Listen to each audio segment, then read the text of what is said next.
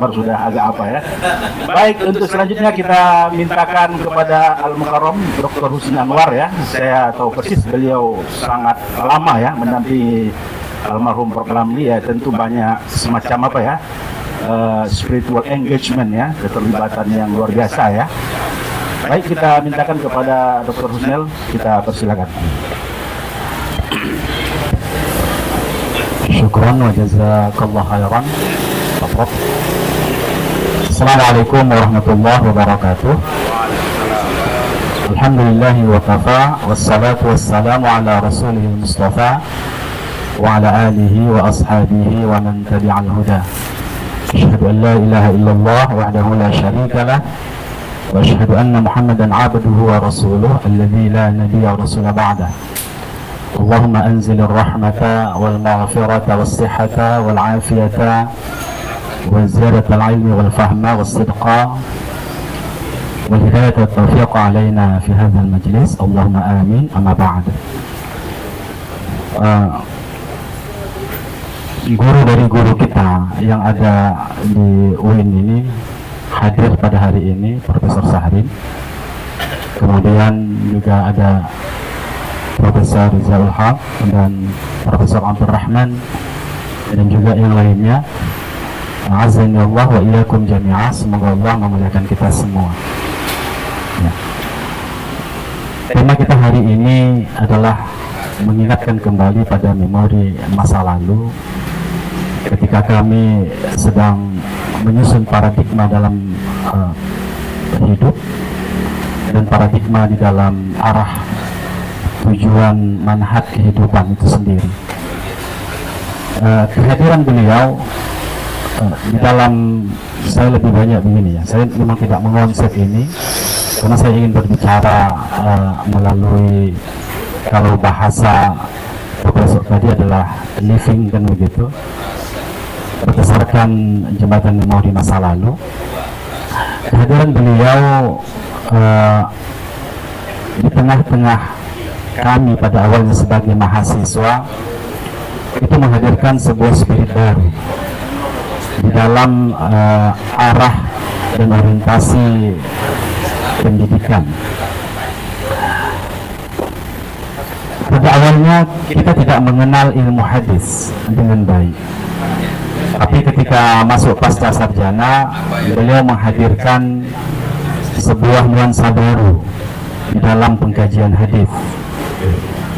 Yang saya maksudkan dengan nuansa baru itu adalah pada ilmu-ilmu dirayah yang pada awalnya ini tidak menjadi pandangan utama kita di dalam mengkaji Islam. Karena saya adalah alumni Fakultas Syariah, orientasinya pada hukum. Kita berkecimpung dalam masalah hukum. Kemudian ketika di pasca sarjana karena mengambil pemikiran Islam, maka dihadirkanlah pada banyak konsep pemikiran, dan salah satunya tentang pemikiran hadis. Dan beliau berhasil dalam tanda petik ya, mungkin subjektivitas, menawarkan sebuah paradigma baru dalam memahami Islam yang pada awalnya sangat kental. Itu dibangun oleh Profesor Syahrin tentang pemikiran Islam. Demikian juga Allah yarham Pak Nur Ahmad Fadil Lubis menggambarkan pada kita tentang kedudukan pemahaman Islam di tengah-tengah sosiologi, dan juga dengan profesor-profesor kita yang lain. Namun semuanya berjabatan pada pemikiran, intinya adalah pada pemikiran. Tapi beliau menawarkan konsep wahyu, dan itu tidak saja sebuah konsep pemikiran, tapi tanda petik juga adalah sebuah doktrin, gitu ya. Jadi seakan-akan beliau mengatakan bahwasanya ini memori masa lalu ya, atau juga saya salah menafsirkan ini adalah problem yang lain.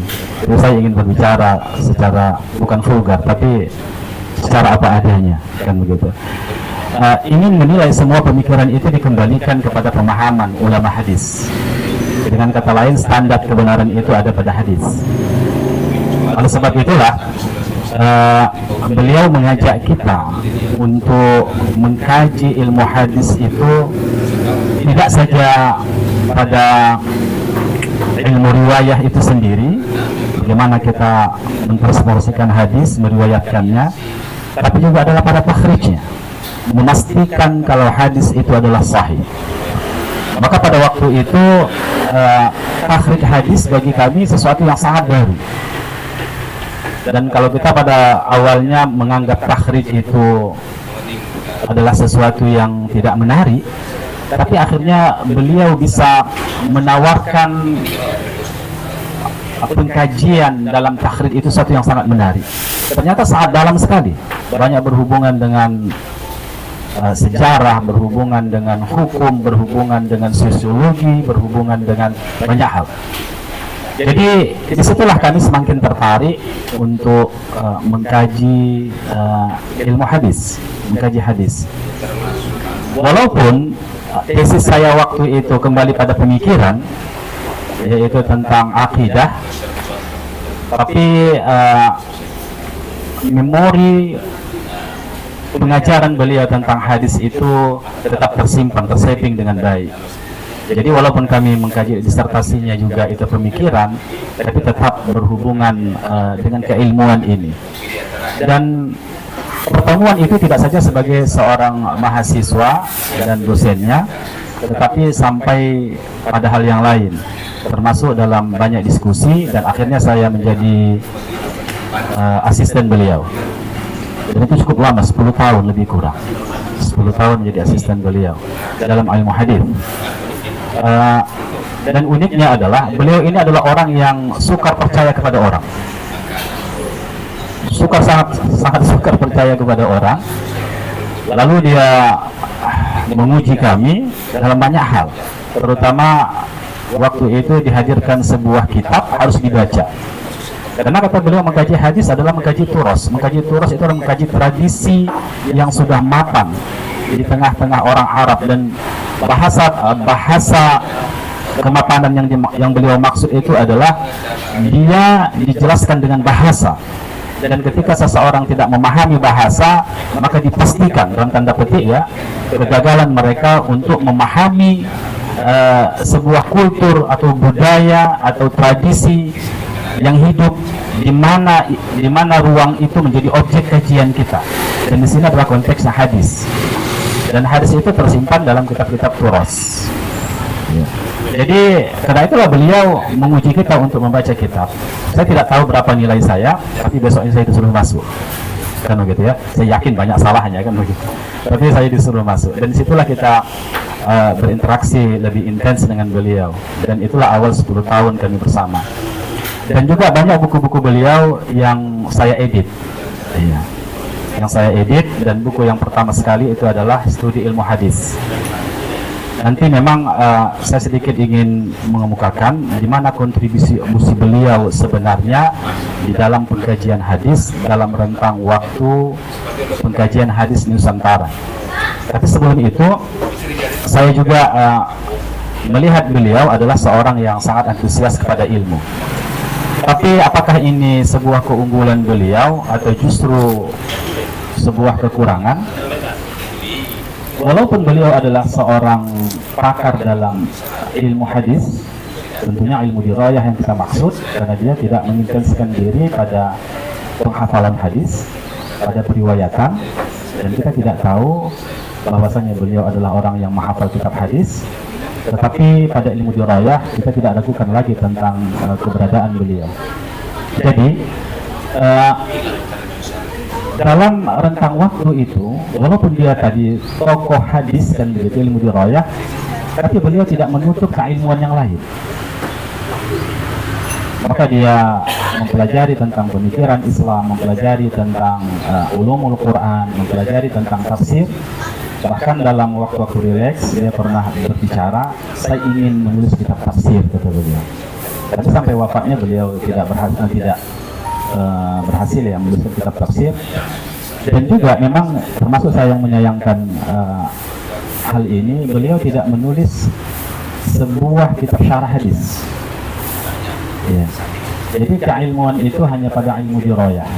Kita lihat karya-karya beliau itu pada ilmu dirayah hadis. Termasuk dari studi ilmu hadis, kamus ilmu hadis, dan juga disertasi beliau juga itu diterjemahkan di saat apa bahasa yang cocok itu ya, direkonstruksi ulang untuk menjadi sebuah buku itu fikih sunnah dalam sorotan. Dan belakangan ada proyek penulisan ilmu hadis dengan kami, tapi itu tidak berhasil untuk diterbitkan, dan itu luar biasa tebalnya, sampai 700 halaman. Dengan adanya kegiatan ini saya kembali memiliki semangat untuk melakukan mengedit ataupun memberikan perbaikan terhadap kitab itu, buku itu. Itu yang pertama. Dan yang kedua adalah bagaimana kedudukan beliau di tengah-tengah pengkajian hadis. Sepanjang pengetahuan kami tentang keberadaan beliau dalam berinteraksi dengan Profesor Rafi Abdul Wahid, Allah yarham, beliau adalah orang yang termasuk perintis dan pemula dalam kajian takhrij di IAIN waktu itu. Saya tidak tahu ada tokoh-tokoh yang lain yang lebih intens melakukan itu dibanding dengan beliau.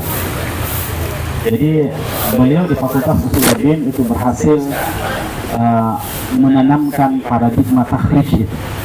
Dan beliau sering juga itu dalam tanda kutip ya membanggakan ketika dia keluar negeri diundang menjadi tim pengajar atau penguji termasuk di Malaysia kan begitu. Dia selalu mengatakan bahwasanya Sumatera Utara ini memiliki keunggulan itu dalam takhrij. Saya mencoba untuk menelusuri di Malaysia betul beliau dan beberapa tempat, tapi tidak berhasil mereka untuk menjelaskan takhrij secara metodologis. Jadi saya menempatkan beliau kontribusi terpentingnya adalah pada keilmuan ini. Baik. Dalam konteks arah kontemporer pengkajian hadis, kami mencoba untuk mengkanalisasi pada beberapa hal. Yang pertama, integrasi keilmuan ya. Tafsir hadis ada sosial humaniora. Jadi, seperti yang dikatakan Profesor Ziyad tadi, Zaul Haq tadi, bahwasanya ada arah baru dalam pengkajian tafsir. Dalam pengkajian hadis, yaitu melibatkan atau melihat hadis dari perspektif sosial humaniora. Jadi di sini muncullah pendekatan integratif ya antara ilmu hadis dengan ilmu sosial humaniora. Sepertinya studi matan hadis dalam perspektif gender itu kan berkembang saat ini. Saya lihat ya, karena saya juga termasuk pembimbing mahasiswa dalam skripsi mereka dan juga tesis mereka. Itu tentang perspektif gender, perspektif sosial, politik, ini sudah merambah dalam kajian hadis. Oleh sebab itu, kajian hadis terutama ya di Fakultas Usuluddin itu bergerak dari kajian takhrij itu pada kajian pemahaman hadis, kajian matan. Dan memang kita lihat kajian takhrij memang sangat sukar, atau dirayah sangat sukar untuk bergerak dari metodologi yang sudah mapan itu. Tapi yang berkembang adalah pemahaman terhadap hadis. Kemudian tentang kritik matan hadis. Walaupun ini adalah tidak semasif kajian terhadap sanad pada awalnya, tapi kritik terhadap matan ini juga sudah berkembang, terutama juga di Usuluddin. Jadi tidak berhenti pada sanad, tetapi meluas ke arah matan secara serius. Dan itu didorong oleh konteks pemahaman tentang pluralisme, multikulturalisme di Indonesia. Jadi isu-isu yang berkembang di Nusantara itu juga menjadi isu-isu dalam pengkajian hadis. Jadi hadis telah ditarik untuk menjawab berbagai problem Nusantara, kan begitu. Jadi pendekatan maqasid syariah itu tidak saja pada tafsir Al-Quran, tapi juga pada tafsir hadis. Dan baru-baru ini saya membimbing tentang sebuah skripsi ya, atau jurnal itu yang berhubungan dengan maqasid ini dalam memahami ilmu hadis. Dan sekarang juga kita juga bergerak pada digitalisasi dan teknologi hadis.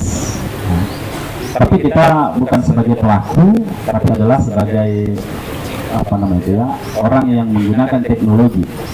Tentu saja Usuluddin, bagaimana kami berkecimpung di sana, tidak memiliki kemampuan untuk melakukan digitalisasi kan. Padahal sesungguhnya ini bisa dilakukan kolaborasi dengan fakultas yang lain.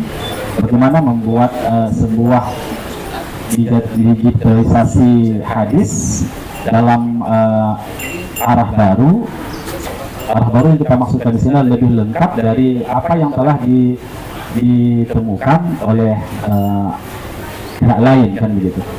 Kemudian implikasi kemudahan akses ya, tetapi juga tantangan otentisitas dan validitas. Jadi kalau kita melihat apa namanya itu ya, software digitalisasi hadis itu sangat terbatas ya. Pertama, keterbatasan pada hadis-hadis yang ditahrif. Ada yang hanya mentahrif hadis-hadis tis'ah dan tidak menghadirkan hadis-hadis yang lain. Ada yang terbatas pada Sahih Bukhari, Sahih Muslim, atau pada masanid kan begitu. Padahal melakukan tahrif hadis kan harus menghadirkan semua kitab, karena kita tidak tahu jalur sanad itu kan pada periode yang lain, dan itu harus dihadirkan.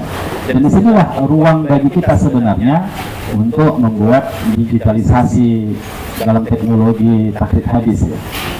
Yang keempat, kontribusi akademik lokal terhadap disiplin global. Nah, ini penting juga. Beberapa disertasi dan karya ilmiah dari akademisi Indonesia itu mulai menjadi rujukan ya secara internasional. Jadi karena sudah di-upload di jurnal-jurnal Scopus dan jurnal-jurnal reputasi internasional. Jadi pendekatan lokal seperti Islam Nusantara itu mulai menyumbang perspektif baru dalam studi hadis di dunia Islam. Tapi ini juga menjadi tantangan dan problem bagi kita tentang manhaj dan paradigma kita dalam memahami Islam. Ketika kita bergerak pada arah yang lebih luas, seyogyanya ada jembatan yang bisa menghubungkan kita. Tapi dalam pengalaman kita selama hari ini membaca beberapa hasil kajian, ternyata jembatan itu telah diputus. Akhirnya kita tidak melihat lagi hubungan dalam kajian hadis yang sangat kental dengan tradisi turas dan sangat kental dengan tradisi yang dibangun oleh Nabi kita Sallallahu Alaihi Wasallam. Dan akhirnya kita melihat pemahaman hadis itu jauh dari pusat peradabannya, tidak memiliki akar pemahaman, atau bahasa sederhananya tidak memiliki akar historis dari kaum muslimin sendiri. Dan itu banyak kita lihat ya. Terakhir, jadi tantangan yang dihadapi dalam pengalaman kami selama hari ini adalah standar metodologi yang belum seragam. Masing-masing orang menggunakan metodologinya. Itu termasuk nanti dalam kita membimbing skripsi atau tesis ya, skripsi lah pada umumnya. Itu standar metodologi nampaknya masih sangat plural, sangat beragam. Akhirnya kita tidak bisa menjadikan satu metodologi yang bisa untuk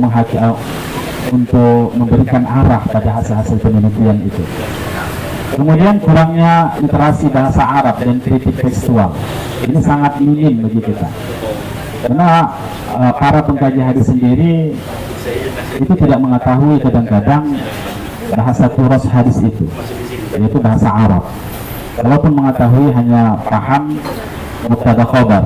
Kalaupun dia berhasil untuk menerjemahkan mungkin menggunakan AI kan begitu. Tapi ketika ditanya penjabarannya mereka tidak memahami, dan ini sangat fatal dalam pengkajian hadis ya. Kemudian kekeringan pada produksi karya orisinal. Jadi banyak studi itu berputar pada pengulangan. Kita lihat ya, termasuk buku-buku dosen kita tentang ilmu hadis, hampir tidak ada sesuatu yang baru yang mereka tawarkan. Termasuk referensinya berputar di sekitar itu. Jadi kita tidak menemukan sebuah sebuah informasi baru, kecuali hanya penggunaan diksi kata atau penyusunan outline-nya kan begitu. Jadi kekeringan pada produksi karya orisinal itu sangat-sangat menjadi persoalan kita hari ini. Kemudian Di mana posisi Ramli Abdul Wahid dalam 4 hal ini? Jadi kami melihat bahwasanya selain beliau menanamkan metodologi dalam tahrij hadis, tapi sesungguhnya walaupun dalam batas sangat sederhana, beliau juga memulai untuk memahami hadis dengan pendekatan-pendekatan sosiologis dan antropologis. Itu terbukti ketika beliau menjelaskan di dalam sebuah buku beliau, apa itu buku saya lupa, yaitu buku daras untuk mahasiswa tentang hadis, tentang hadis. Di dalam tulisan itu kita melihat juga beliau sudah mencoba untuk menerjemahkan dan memaknai hadis itu dari perspektif sosiologis dan antropologis, walaupun dengan sangat terbatas ya. Artinya kan begini, beliau kan sering diklaim sebagai orang yang sangat sangat literal kan begitu kan, seorang literalis. Padahal sesungguhnya menurut saya tidak, tapi dia punya arah sendiri. Dia sangat kental dengan al-wasiyahnya, sangat kental dengan tradisi pesantrennya kan begitu, tapi masih memiliki keterbukaan pada ruang-ruang tertentu dalam pemikiran beliau, termasuk ya, kalau saya tidak salah nanti ya, ini Irwan Sah nanti ya, bisa menjelaskan fatwa yang dikeluarkan di Al-Wasiyah tentang ta'assur gitu ya, ta'azzur dan ta'assur itu kan sangat monumental dan tanda petik ya. Yang Al-Wasiyah sendiri sangat dekat dengan Syafi'iyahnya, tapi bisa mengeluarkan fatwa yang sedemikian rupa, itu kan keluar dari kata Al-Wasiyahnya itu, dan akhirnya difatwakan, diterima oleh semua golongan. Walaupun saya tidak tahu bagaimana proses fatwa itu muncul kan begitu ya, tapi itu membuktikan beliau itu memang tidak serta-merta bisa kita katakan sebagai seorang literalis kan gitu. Yang berikutnya ya, beliau juga ya memiliki kontribusi akademik dalam pemahaman lokal ya, terhadap disiplin global. Dan ketika beliau menjelaskan tentang ini menarik dengan beliau. Beliau lebih banyak diundang pada akhir-akhir kehidupannya itu mengenai aliran sesat ketimbang sebagai pakar hadis. Itu sangat menarik. Itu sangat menarik menurut saya. Dan saya katakan ini Ustaz udah bergeser ini, saya bilang begitu. Dia senyum-senyum aja. Tapi yang saya baca adalah ini sebuah penerjemahan dalam keilmuan hadis yang sangat literal itu, atau yang sangat mengikat itu, untuk menilai perkembangan pemahaman. Jadi seperti itu saya lihat. Jadi beliau lebih fokus nampaknya belakangan ini kepada aliran-aliran sesat, dan termasuk saya dulu pernah jadi anggota MUI di Komisi Fatwa semasa hidup beliau. Dan kita berdiskusi di sini itu sangat luar biasa, dan yang menariknya bagi saya, beliau tidak seperti apa yang kita temukan di kelas ketika berada pada ruang diskusi, dan dia sangat bersifat inklusif. Itu banyak pendapat yang tidak beliau setujui, tapi karena diputuskan oleh forum, dan itu beliau ikuti walaupun tak tahu saya apakah itu diamalkan atau tidak. Itu berbeda dengan saya, kalau apa saya putuskan saya amalkan ini gitu. Kalau tidak saya mufarqah gitu. Jadi ini yang terakhir ya. Jadi beliau memiliki kontribusi ya dalam secara akademik dalam pendidikan lokal dan disiplin global itu. Ya.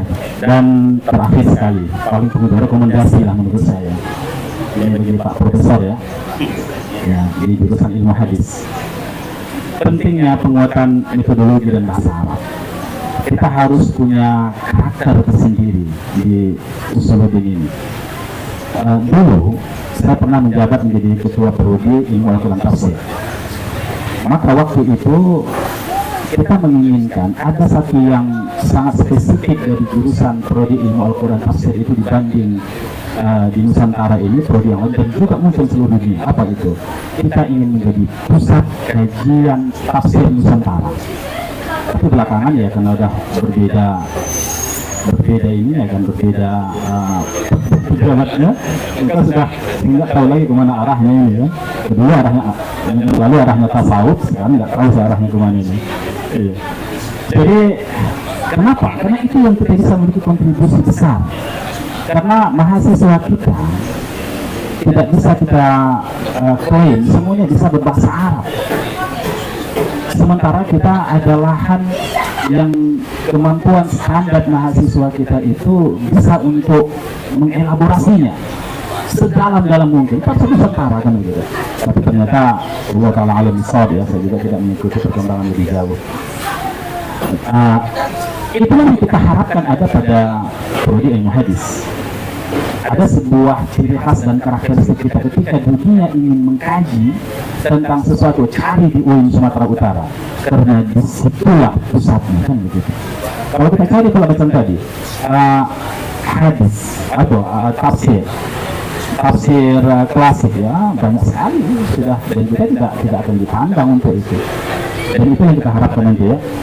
Kemudian yang kedua, kolaborasi internasional dan interdisipliner ya, itu mendorong dialog antara akademis hadis, sosiolog, antropolog, dan pakar gender dan lingkungan. Kita menginginkan bahwasanya pemikiran tentang gender, pemikiran tentang apa namanya itu ya, tentang ekologi dan seterusnya itu tidak memutus jembatan dengan kajian hadis. Karena kita lihat yang dikaji hadis tapi tidak memiliki akar historis dengan hadis. Artinya memang sangat liberal sekali. Padahal dia sedang mengkaji hadis. Dia harus mempertimbangkan historisitas hadis itu sendiri. Kultur kajian hadis itu sendiri itu penting bagi kita. Dan sebab itulah maka ketika melakukan ini itu menjadi sebuah pertimbangan.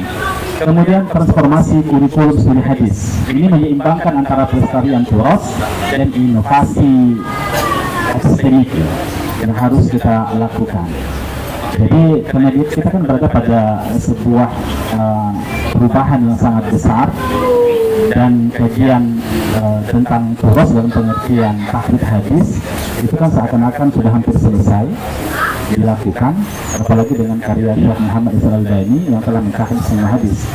Barangkali yang bisa kita lakukan adalah kecenderungan kepada tokoh ini dan tokoh yang lain, karena hampir semua sudah ditahrif ya, walaupun masih ada ruang sedikit yang tersisa bagi kita.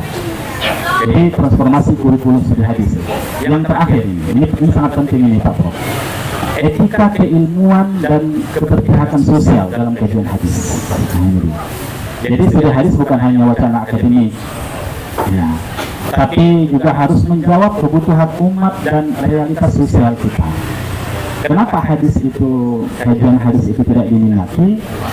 Karena orang sudah terpakam persepsinya tentang hadis itu adalah hanya mengkaji kitab-kitab turos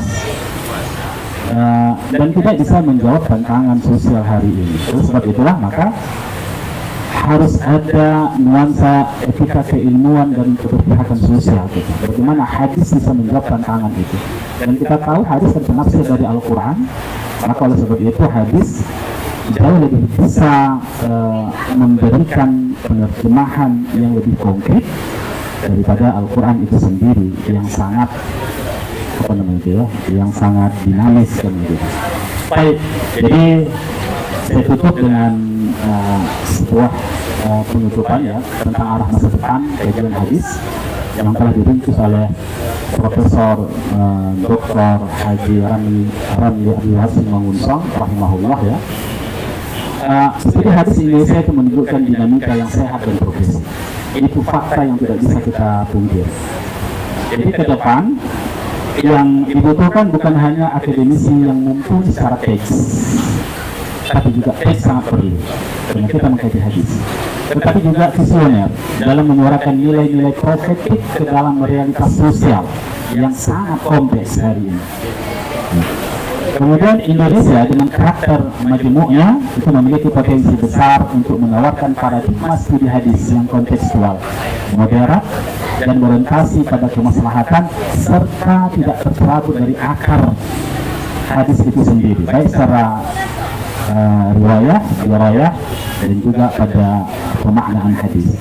Jadi demikian mungkin dari saya Pak Profesor. Saya ingin kita semua lah mendoakan beliau, karena bagaimanapun beliau adalah orang yang sangat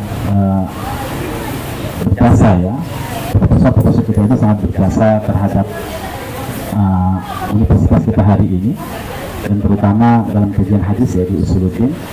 Allahumma ighfir lahu warhamhu wa'afihi wa'fu anhu wa akrim nuzulahu wa wasi' madkhalahu waghsilhu bil ma'i wal thalji wal barad wa naqqihi min khatayahu kama yunqqa ath-thawb al-abyad min ad-danas wa abdilhu daran khayran min darihi wa ahlan khayran min ahlihi wa zawjan khayran min zawjihi wa adkhilhu jannah innaka 'ala kulli shay'in qadir.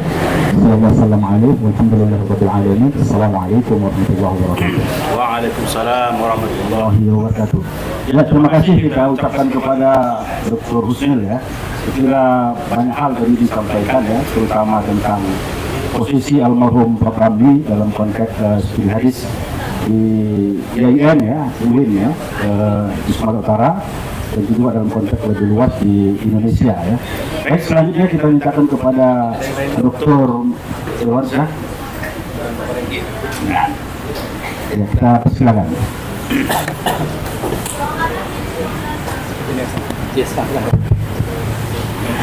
Assalamualaikum warahmatullahi wabarakatuh.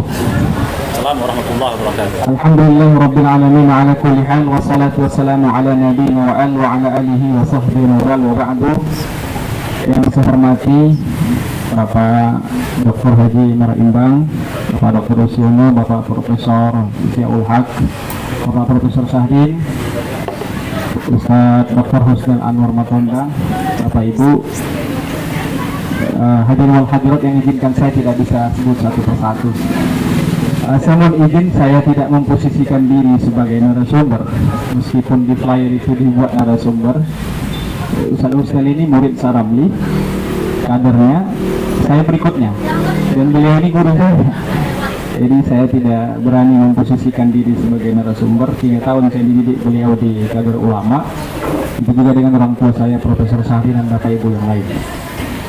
Saya kira saya di sini juga hadir bukan atas representasi dari Majelis Ulama, tetapi saya hadir di sini karena saya murid langsung dari almarhum dan kader setelah Ustadz Husnil.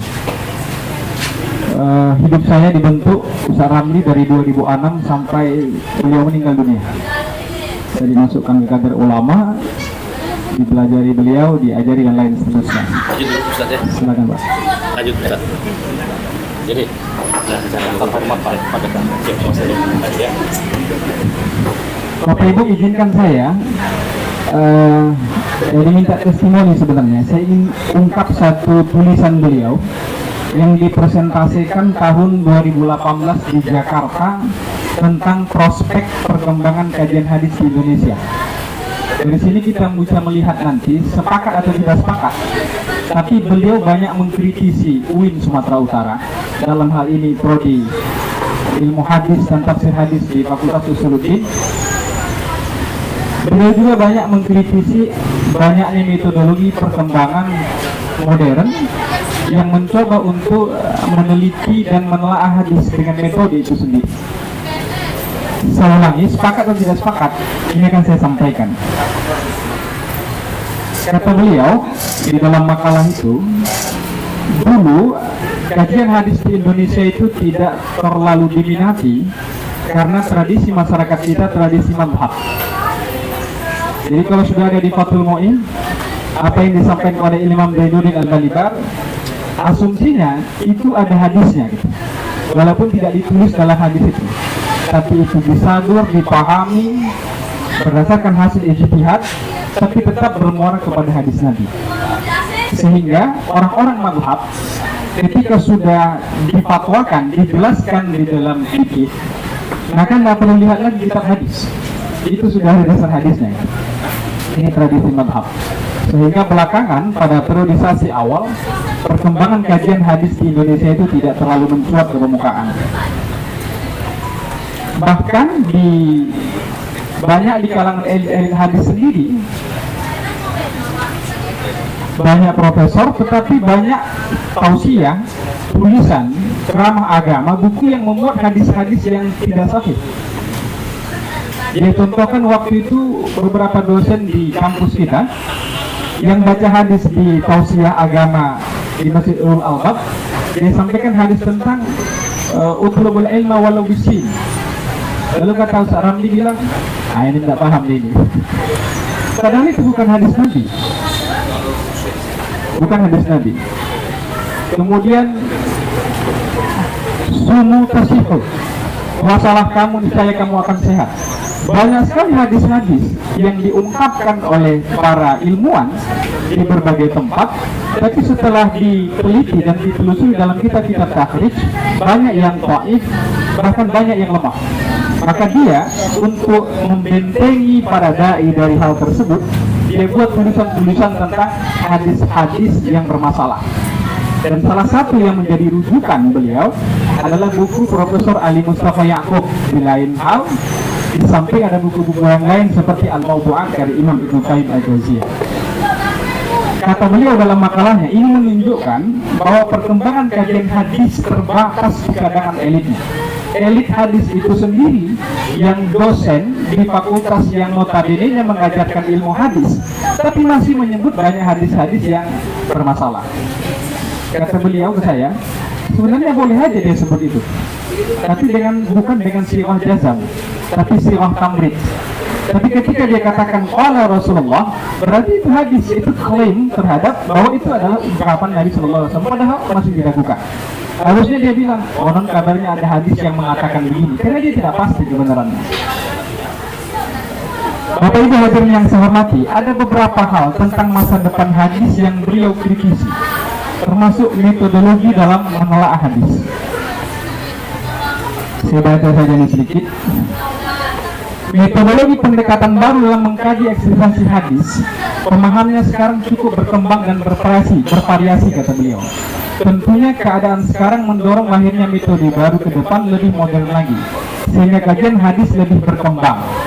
Ini terjadi karena interaksi yang cukup intens antara metodologi yang sudah ada, metode yang klasik, dengan metodologi yang akan muncul baik di kalangan Islam sendiri maupun di luar Islam. Kata beliau, walaupun metode yang akan muncul tidak terjamin adanya sejalan dengan maqasidus syariah, ialah oleh karena metodologi yang muncul ada yang bebas nilai, ada yang tidak bebas nilai. Ini kalimat yang diungkap beliau. Menurut beliau begini, kita nggak bisa memahami hadis yang bebas nilai dengan akal, dengan hanya semata pemikiran, tanpa pengetahuan bahasa Arab. Katanya, beliau mengatakan mustahil orang memahami secara komprehensif dan mendalam satu teks nas yang berbahasa Arab tanpa memahami ilmu bahasa Arab itu sendiri. Apa alat yang dia gunakan? Kadang-kadang sering katanya, jangan berakal-akal. Itu ke saya, jangan berakal-akal. Harus ada jelas mana metodenya. Paham nggak ilmu asbabul wurudnya dan lain sebagainya. Bagaimana dia memahami satu teks, bagaimana dia menerjemah satu teks dan seterusnya. Kata beliau, metode yang tidak bebas nilai pada dasarnya terbagi dua, yaitu yang pertama sesuai dengan ajaran Islam, kemudian yang tidak sesuai dengan ajaran Islam. Misalnya, ketika nas dan hadis berhadapan dengan akal secara lahiriah, kadang-kadang nas bisa ditakwil atau diinterpretasi dengan pendapat akal jika akal yang dijadikan dasar takwil tidak bebas nilai. Dasar takwil tidak bebas nilai itu adalah nilai iman dan Islam. Jadi kata Profesor Ramli, seseorang yang mencoba untuk menelaah satu hadis, meskipun dia potensikan seluruh akalnya, tapi tidak bebas nilai, imannya harus diperkuat. Al-aqlu al-mustaniru bil Quran wa sunnah. Itu kalimat yang dia sampaikan. Akal yang disinari dengan wahyu. Tidak boleh main akal-akal saja. Menurut saya begini, tidak bisa. Harus ada jelas dasar. Meskipun sekali lagi, usaha itu nggak kaku memahami hadis. Yang sering diajarkan itu adalah ketika Nabi perang, turun ayat wa'idul lahum mastata'tum min quwwah. Siapkan kekuatan. Kuwah di situ dalam bentuk nakirah, tidak ma'rifah, kata beliau, umum, dan tidak jelas apa kekuatan yang dimaksudkan Allah untuk disiapkan para sahabat dan Nabi. Lalu seorang sahabat bertanya pada Rasul, karena yang paling paham hadis itu adalah Nabi, tidak ada yang lain. Lalu kata sahabat, mahil kuwah ya Rasulullah, apa itu kuwah, kekuatan yang dimaksud dalam ayat itu? Kata Rasul, ala innal quwwata ar-ramy. ketahuilah kekuatan yang dimaksud dalam ayat itu adalah ar-ramyu, anak panah. Menurut Ustaz Ramli, mengapa ditafsirkan Nabi hadis itu dengan anak panah? Karena saat itu persenjataan yang canggih cuma panah. Kendaraan yang tercepat cuma kuda, tidak ada yang lain. Kalau sekarang, layakkah kita tafsirkan lagi kalau perang hari ini dengan itu? Kata Ustaz Ramli, tidak. Tafsirnya rudal balistik. Di sini saya melihat bahwa Ustaz Ramli itu tidak kaku dalam menilai teks nas hadis itu sendiri. Dalam batas-batas tertentu dia tekstual betul, tapi dalam kondisi tertentu ketika teks tidak bisa diterapkan dan tidak relevan, maka Ustaz Ramli beralih kepada pemahaman yang kontekstual. Kata beliau, al-mafhum muqaddamun alal mantuq, bahwa pemahaman kontekstual muqaddamun alal mantuq, kadang-kadang didahulukan dengan daripada yang tertulis dalam nas. Tapi ada kaidahnya, juga tidak lepas. Di antaranya al-aslu fil kalam al-haqiqah, al-ibratu bi umumil lafzi la bi khususis sabab. Kemudian al-mafhumu al-mantuq muqaddamun alal mafhum ketika tekstual, dan sebaliknya ketika kontekstual. Jadi Ramli itu kemana-mana pakai kici, bahkan olahraga pun pakai kici. Kami mau ke satu tempat beli buku, ini foto saya upload tadi pagi di Facebook di 9 Wali. Ketika berangkat sama Profesor Syahrin, kami ada satu acara konflik internal di organisasi Al-Wasliyah sama Pak Mas Batubara. Kami terus pesawat dengan beliau, tapi disempatkannya dia keluar bersama saya. Ayo keluar kita sebentar. Mereka gimana Bu ya? Tinggal kenal mereka. Kami keluar kemana Pak? Ke toko buku 9 Wali. Dan itu kenangan yang nggak bisa saya lupakan dengan beliau. Kemana saja beliau pergi selalu beli buku. Dan dia bilang sama saya, kita tidak boleh memutus mengklaim satu ilmu kepada seseorang. Kalau mau bicara akidah harus usuluddin. Ini nggak setuju. Kalau mau bicara fikih harus orang syariah. Nggak setuju. Kita bisa bicara apa saja. Caranya bagaimana? Beli buku. Keilmuan itu kata Ustaz Ramli ada yang bentuknya bahrun, ada yang bentuknya laut, luas dan dalam. Ada orang berilmu itu bentuknya seperti danau, tidak luas tapi dalam. Ada yang seperti sungai, semua dia tahu sedikit-sedikit tapi tidak dalam. Jadi ilmuwan itu ada banyak macamnya. Jadi kita harus masuk pada fase itu, kata almarhum Ustaz Ramli. Ada yang menarik kata beliau. Akan tetapi, bila nas bertentangan dengan akal yang tidak bebas nilai, tetapi nilainya adalah nilai sekuler atau ateis, maka ketika itu nas tidak boleh ditakwil atau diinterpretasi berdasarkan pendapat akal seperti itu. Oleh karena itu, perkembangan, ini penting bagi kampus Usuluddin, perkembangan metodologi masa akan datang diharapkan adalah metodologi yang terikat dengan nilai iman dan Islam. Jadi tidak bebas, harus terikat. Memahami nas tidak boleh, ini maslahat. Kata beliau, maslahat yang seperti apa? Apakah maslahat itu bisa dinilai oleh akal saja? Menurut saya maslahatnya begini, maka pemahamannya begini. Tidak bisa, kalau inilah koridornya, ini tolok ukurnya, hancurlah kita. Di antara yang harus dikuasai apa? Bahasa Arab, asbabul wurud, usul fikih, dan dia mengenal ilmu syariat. Ini kata Ustaz Ramli. Bapak Ibu, saya ingin katakan bahwa kata guru saya Ustaz Muslim tadi, Ustaz Ramli itu nggak kaku, benar. Contoh Bapak Ibu, beliau pernah menandatangani talak 3 sekaligus jatuh 1. Itu bertentangan dengan jumhur ulama. Selesai itu diputuskan, saya cari Majmu' Syarah Al-Muhadzab. Saya bilang sama beliau, Bu ya, coba baca. Ini ada teks Imam Nawawi, apabila seseorang mengucapkan anti-talikun, dia katakan talak kepada istrinya 1000 kali, maka salah, maka jatuh 3 Bu ya. Jumhur ulama mengatakan jatuh 3. Mengapa kita putuskan 1? Ini pertimbangannya unik Bapak Ibu kalau dibuat disertasi. Kata beliau begini, iya, mereka itu sudah tua. Jadi ada kasus 2 orang suami istri sudah 80-an usianya, tiba-tiba bertengkar, melapaskan sesuatu, talak. Ya, talak ini. Tapi mereka sekarang menyesal, mau balik lagi dan masih dalam masa iddah. beberapa hari menyesal, semua keluarga menyesal. Coba bayangkan usia lansia renta begitu, Anda nggak pendapat yang lain. Ternyata dia ada pendapat yang mukabil atau tidak sesuai dengan jumhur ulama. Beliau menguatkan pendapat itu dan menandatangani naskah keputusan. Saya bilang oke lah kalau begitu Bu ya. Jadi saya katakan kaku nggak beliau? Tidak kaku dalam memahami teks. Contoh yang disebut Ustaz Husnul tadi. Saya pernah lagi sholat Ustaz, saya khutbah di salah satu instansi. Kurang jamaahnya 40. Tidak ada mungkin, tidak ada mustahil. Lalu saya telepon, Bu ya, ini hari libur Idul Fitri. Ini jamaahnya nggak sampai 40. Gimana nih? Bisa nggak saya khutbah? Bisa nggak saya sholat Jumat? Apa jawab beliau? Ketika dalam kondisi ta'asur wa ta'asur, sulit untuk mengamalkan satu qaul madhab, maka boleh mengamalkan qaul yang marjuh dalam madhab itu atau pindah ke madhab yang lain. Ternyata di qaul yang lain dalam madhab Syafi'i ada yang menyebut tidak mesti 40. Itu di qaul qadim, seingat saya, mohon maaf kalau salah, itu di qaul qadim yang tidak memastikan ada 40, bahkan ada madhab lain di luar itu, boleh diamalkan.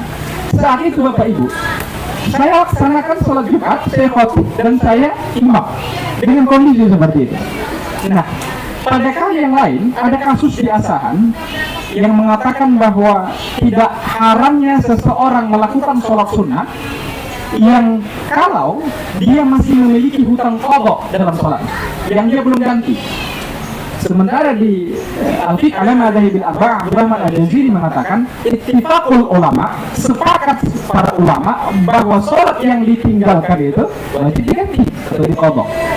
Dia bawa persoalan itu ke Dewan Fatwa Al-Wasiyah, diputuskan dalam kondisi ta'azur dan ta'asur bahwa pada sholat sunat yang sifatnya berjamaah boleh dilakukan seperti sholat tarawih. Dan ini domainnya atau dominannya apa yang disampaikan oleh Al-Ustaz Ramli bersama nama Ustaz Lahmudin Nasution. Jadi jangan anggap Ustaz Lahmudin itu juga super kaku. Tidak, Ustaz Lahmudin itu juga tidak kaku dalam memahami teks-teks dalam bahasa tertentu, dia bisa berkembang lebih luas. Salah satu contoh lagi adalah tentang Isra Mi'raj. Kalau Bapak Ibu lihat pernah saya tulis itu di Waspada, Mi'raj Nabi ke langit tidak masuk akal. Waktu itu dikritisi juga. Kenapa saya bisa menulis itu? Mi'raj Nabi ke langit tidak rasional. Itu dari pemikiran Ustaz Ramli. Kenapa? Sebelumnya ada satu diskusi ilmiah narasumbernya guru besar dari Universitas Sumatera Utara yang mengatakan bahwa Isra Mi'raj itu tidak ada dasar hukumnya, tidak ada hadisnya. Salah satunya seperti itu dengan saya. Lalu beliau pada forum itu marah dan mengatakan ada dalam kitab Sahih Bukhari, meskipun tak bisa dirasionalkan. Kata Ustaz Ramli, hadis itu makanya dia katakan tadi harus tidak boleh bebas tidak ada iman dan Islam. Dalam Sahih Bukhari peristiwa itu jelas, Isra Mi'raj Nabi itu jelas, tapi itu tidak rasional. Dan ini sepakat itu tidak rasional. Apa yang dimaksud rasional? Masuk akal. Kalau saya jatuh dari ketinggian, sakit jatuhnya, itu rasional. Tapi dalam hidup ini ada yang bersifat irrasional, tidak masuk akal. Sehingga di Guinness World yang diacara di master di Antv tidak pecah. Itu tidak masuk akal, tapi terjadi. Ada irfas, itu ada sihir, ada ma'unah dan lain sebagainya. Itu sihir yang bisa kita lihat. Tidak masuk akal, irrasional, tetapi itu terjadi. Yang ketiga, ada yang ranahnya suprarasional. Tidak masuk akal, tapi terjadi. Kenapa tidak masuk akal? Bukan karena tidak terjadi, tapi karena akal yang tidak mampu mengelaborasinya. Jadi, itu apa? Wahyu. Apapun yang dijelaskan oleh hadis, taken for granted. Meskipun itu tidak masuk akal, terima dengan nuansa dengan iman dan Islam. Kenapa? Karena metodologi apapun, metodologi manapun, apalagi barat mungkin menolaknya. Tapi Islam dengan wahyu pendekatan iman tidak akan bisa menolaknya. Karena itu pendekatannya adalah hadis Nabi yang sahih dan ayat suci Al-Quran. Maka Mi'raj Nabi ke langit tidak rasional, bukan tidak terjadi, tapi karena akal yang tak mampu menjangkaunya. Al-aqlu syai'un wa laysa kullu syai', kata seorang. Akal itu sesuatu, tapi tidak bisa menjangkau seluruh sesuatu. saya lihat lagi bahwa bagaimana beliau memahami teks-teks itu tidak kaku ya. Saya pernah awal diskusi di jajaran para elit Al-Wasliyah tentang istiqlal masjid. Dipindahkan satu masjid dari satu tempat ke tempat yang lain. Dan hari ini itu menjadi isu yang belum selesai. Konflik di mana-mana terkait istiqlal masjid. Dan ini setuju. Tapi ada yang menarik dari Salam. Apa yang menarik? Dia baca satu kitab yang membolehkan istiqlal. Itu mazhab Hanafi. Yang hafalan saya di ujungnya itu begini. Boleh wakaf itu di istiqlal, tapi ada syaratnya. Ba'da hukmi hakimin ya rasihatahu. Setelah adanya keputusan satu hakim yang memandang itu boleh, mungkin karena ada pertimbangan lain, rusak dan lain sebagainya. Tapi artinya dalam klimaks akhir, ketika usaha melihat ini maslahat, maka dia bisa melompat dari pendapat yang sudah muktabar dalam mazhab untuk kepada pendapat yang lain yang itu jadinya lebih maslahat. Jadi banyak yang mengatakan dia konservatif, dia terlalu kaku. Menurut saya tidak. Dalam batas-batas tertentu, Ustaz Ramli itu cukup dinamis dalam metode berpikirnya. Bapak Ibu hadirin yang saya hormati, saya kira saya dibatasi waktunya.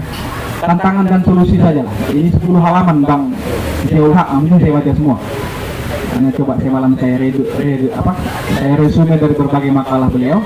Tantangan hadis ini pertama ingkar sunnah. Jelas ya, saya nggak jelaskan lagi itu gawainya Ustaz Usnil. Karena orientalis itu kata beliau berpijak kepada teori dokumentasi. Dulu mana ada? Tapi ulama pijaknya kepada siapa? Hafalan. Dihafal. Bukan ada bukti otentik yang sebagai tulisan dan lain sebagainya. Paham Syiah, kemudian ada lagi pemahaman kontekstual yang sebentar-bentar kontekstual. Jadi kontekstual itu menurut dia tidak bisa serta-merta. Ada kaidahnya. Jika tidak bisa dipahami tekstual, baru kemudian masuk kepada ranah kontekstual. Harus terikat dengan nilai-nilai yang ada. Termasuk MSI, beliau juga tidak sepakat dengan adanya MSI untuk S1 pendekatan pemikiran Islam PDTI untuk mahasiswa pasca sarjana, mata kuliah itu bertujuan dan lain sebagainya. Penggunaan metode secara salah akan menghasilkan kesimpulan yang salah. Artinya tidak ada, kata beliau begini, kalimat dia ke saya, ada pendekatan terhadap nas itu dari luar Islam. Tidak serta-merta bisa dikatakan kepada pendekatan luar Islam. Kenapa? Dia katakan begini, karena berangkat dari dua posisi yang berbeda. Kalau metodologi studi Islam dalam Islam, kita berangkat dari keyakinan kebenaran sebuah wahyu. Keyakinan dulu bahwa hadis itu sudah pasti benar, kemudian Al-Quran itu sudah benar. Jadi kalau ada metodologi yang tidak begitu, tapi meragukan dulu baru diteliti untuk mendapatkan kebenaran, jadi tentu akan bermasalah. Kata beliau, tidak setuju, itulah pendapat guru saya almarhum Salam Abdul Wahid. Jadi salah satu yang dia kritisi tentang UMI itu adalah ilmu hadis dan IAT yang dipisah. Jadi dulu namanya tafsir hadis, makanya dibukanya kelas tafsir hadis internasional. Yang mungkin kalau saya tidak silap Ustaz Akbar alumni ya, bukan, nomor ya, dari tafsir hadis internasional. Saya pernah mengajar asisten beliau di sana beberapa kesempatan. Dekannya Pak, saya lupa itu Profesor Sukiman ya, Profesor Sukiman. Nah kata beliau begini, studi ilmu hadis IH dan IAT menjadi tafsir hadis sebelumnya.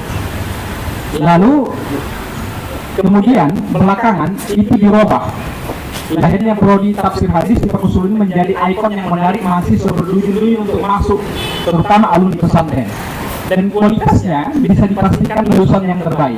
Belakangan, ini belakangan ya, alumni yang tidak ada di pesantren karena kebutuhan kuota diterima saja di tafsir hadis, diterima di ilmu Al-Quran dan tafsir.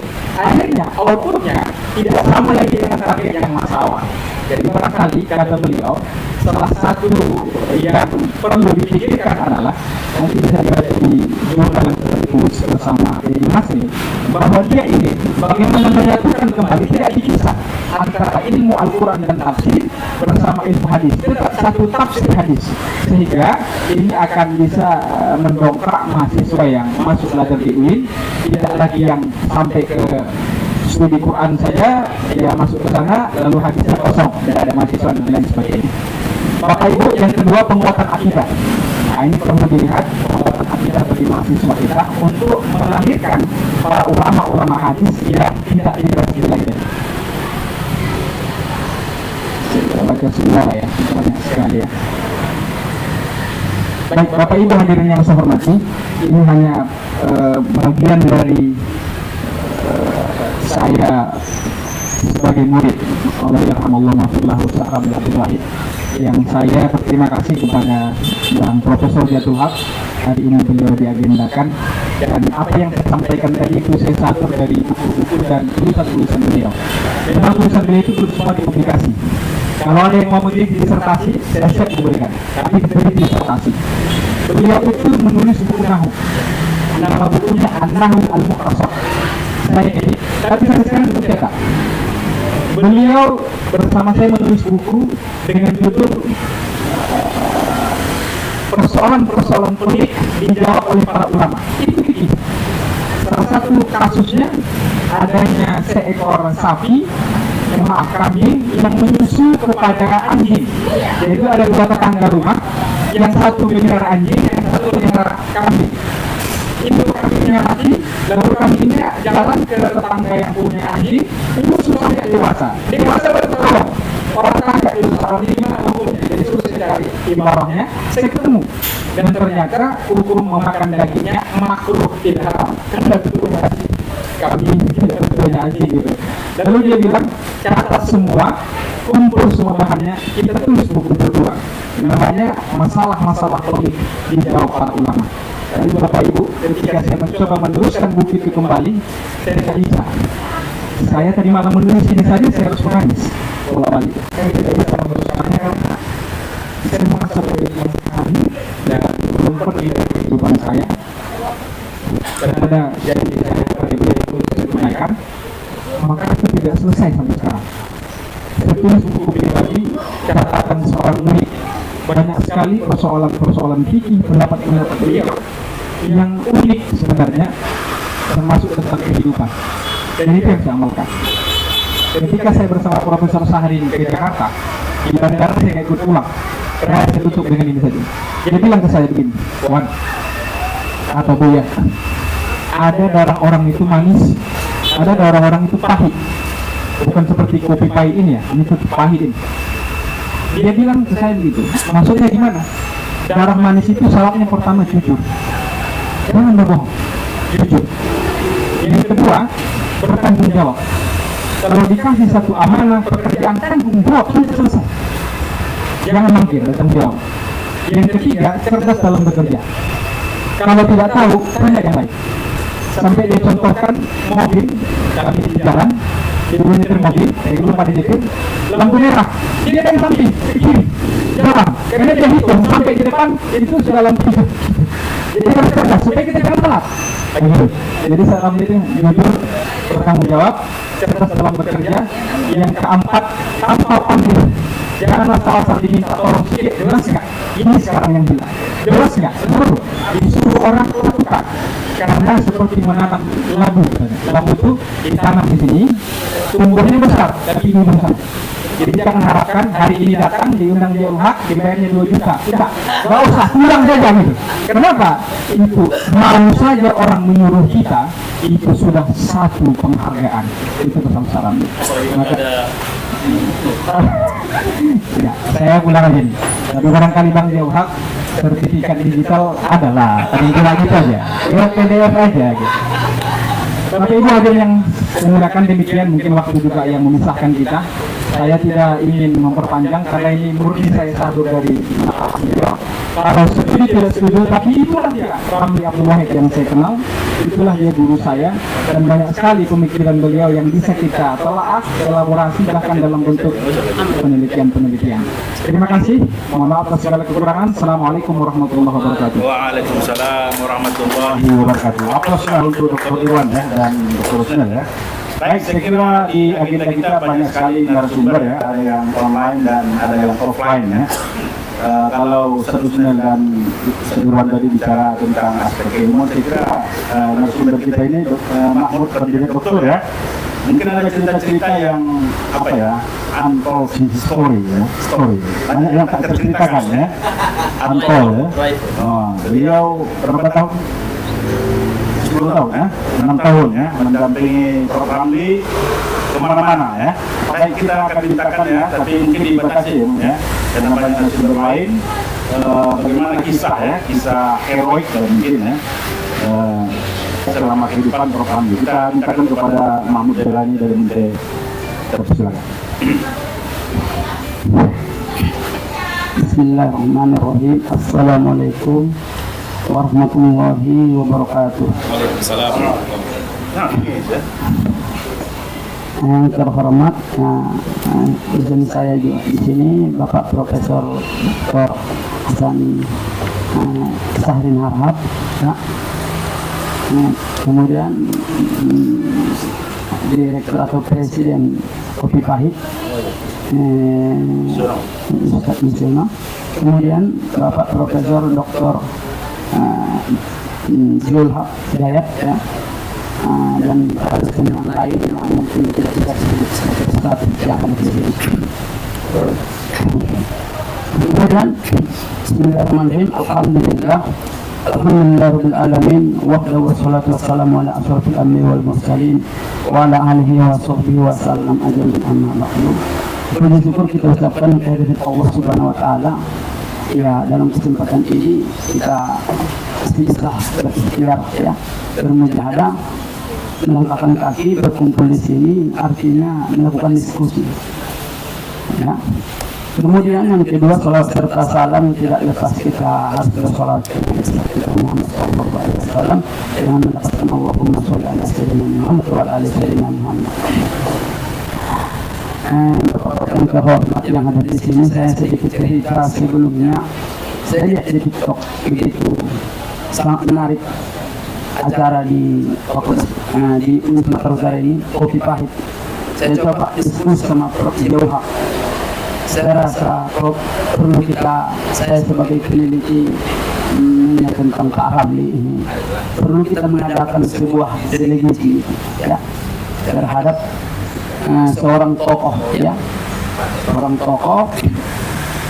di Sumatera Utara, yaitu Profesor Hamdul Wahid yang dimiliki UIN Sumatera Utara satu-satunya pakar ulumul hadis. Kemudian diskusi di kopi keroncong ya. Ini cocok ya, dia menyetujui. Rupanya saya lihat dari sini ya, lumayan begitu ramai. Saya kira cuma beberapa orang aja ya, sehingga tadi saya merasa goyang juga di sini. Bapak Profesor saya harap di sini juga kan hadir. Suhu ya, artinya ayahanda kami sangat saya hormati ya. Saya sedikit sampaikan, menurut saya Prof. Ramli dengan Pak Sahid ini ada sebuah keistimewaan ya. Kalau kita sebut sebuah pembalap, kalau dua-duanya selalu bagian depan yang istilahnya melakukan sebuah asistensi keilmuan masing-masing itu. Ini menurut saya sendiri karena Prof. Ramli sempat melakukan seminar waktu dia sebagai Direktur Pasar Sarjana UIN Sumatera Utara, yang dimana seminar itu mengeluarkan sebuah paradigma integrasi ilmu. Dan ketika atau saat Bapak atau ayahanda kami Pak Sahrin Harhab sebagai direktur mengeluarkan paradigma wahdatul ulum, saya melihat memang kebenaran itu memang betul ada. Perlombaan ilmu pengetahuan itu ada. Artinya Allah cuma mempercepat umur beliau ya.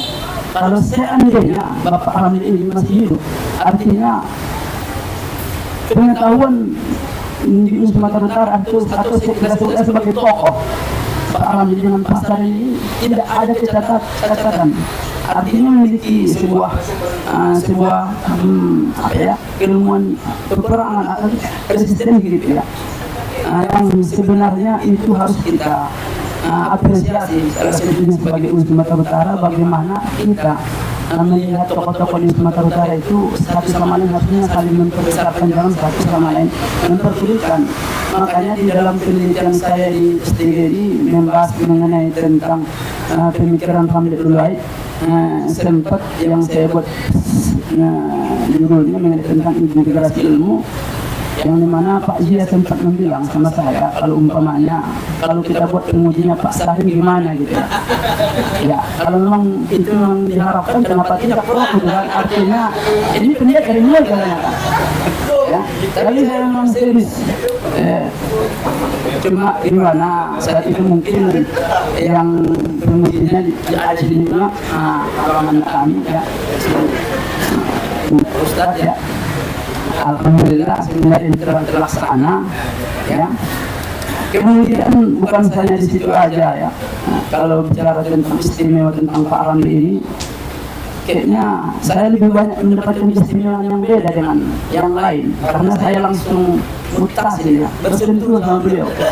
Mulai daripada penjadwalan kapan beliau minum obat, mulai saya tidur di rumahnya sampai besok kapan dia di mana ceramah, jadwalnya saya apa.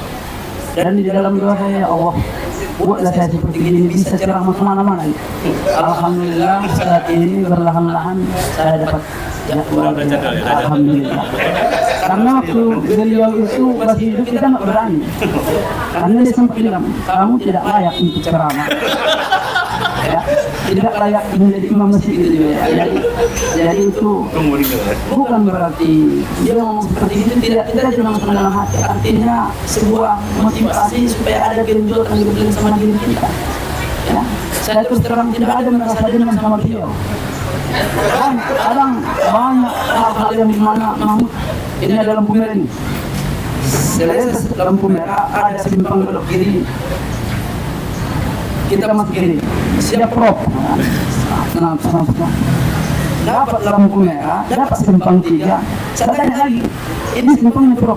Enggak tahu tuh rupanya kiri sama kanan kan. Jadi bukan berarti di sini saya memang ditempa sama Pak Ramli. Jangan sampai 2 kali sampaikan. Sekali saja cukup. Artinya setelah beliau menjadi direktur di Pasar Sarjana, kami tetap kontak ya, walaupun saya tidak direkturnya. Mau gimana? Saya sudah lagi di percetakan, saya mau datang ke sana. Siap Prof, ini jam 11 malam. Perkembangan di UI, dia cerita bagaimana di UI itu. Dan saya lihat beliau ini orangnya, dia memang bermain di politik, tapi yang selama ini menurut saya beliau ini kurang mengetahui siapa musuh dia. Sehingga tadi dia sering kadang-kadang musuhnya yang dikawaninya, sedangkan kadang-kadang yang sebenarnya musuhnya tidak mengakrabkan dirinya.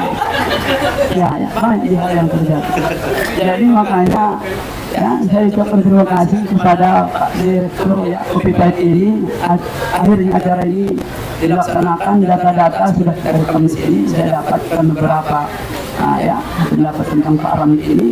Saya meneliti tentang beliau, mengenai tentang pemikirannya, kontribusinya, bagaimana dia dulu di Fakultas Usuluddin ya, sebagai dosen saya di jurusan tafsir hadis internasional yang begitu sangat berat ya ketika mengajar. Ketika makalah ada beberapa yang salah di titik komanya aja, makalah itu bukan ini kan tapi dilempar ke muka kita. Ini seperti ini ya. Artinya ini bukan hal yang saya coba menuliskan di sini.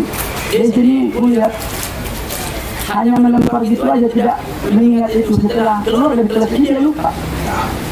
Dia pasti lupa. Bahkan waktu saat itu saya diajak Mahmud, saya mau ceramah ke Sergei. Coba siap-siap sekarang. Saya siap-siap. Mahmud sudah sidang apa belum? Padahal kemarin waktu sidang itu masih dilempar. Itu masih saya ingat, tapi dia lupa gitu. Artinya beliau ini hanya sekilas saja keemosan sama seorang itu, sama Mas Beli. Cuma kadang-kadang yang paling apa yang kita rasa, dia selalu mengistimewakan orang Tanjung Balai. Ya. Dalam hati itu kan ada juga beberapa kawan. Mana orang Tanjung Balai, udah aman deh. Tapi kalau kita lihat orang-orang yang berhormat ini, kita dapat. Ya, termasuk sama saya. Tapi alhamdulillah beberapa catatan dari beliau, saya berharap kepada Allah dia didapatkan di sana. Ya.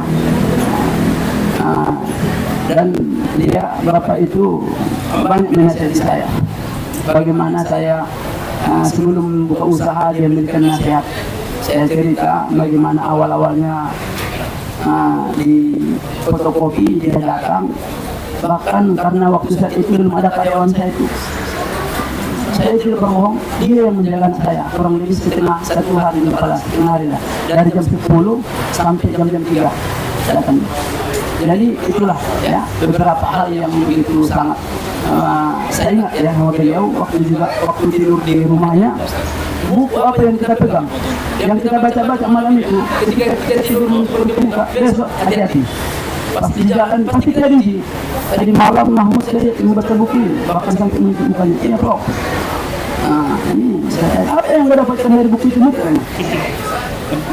jadi saya ya. Jadi jurus mengarang-arang keluar lah. Panggil juga pengarangnya kan. Jadi Ustaz, sempat saya baca itu Ustaz. Tapi yang saya ini pengarang aja. Nah, ya. Mungkin sampai di sini saja ya. Yang bisa saya sampaikan mungkin nanti pada masukan juga dengan orang ya yang banyak mengenal tentang beliau yang langsung kenal dengan beliau. Saya akhiri salam. Assalamualaikum warahmatullahi wabarakatuh. Waalaikumsalam warahmatullahi wabarakatuh. Baik.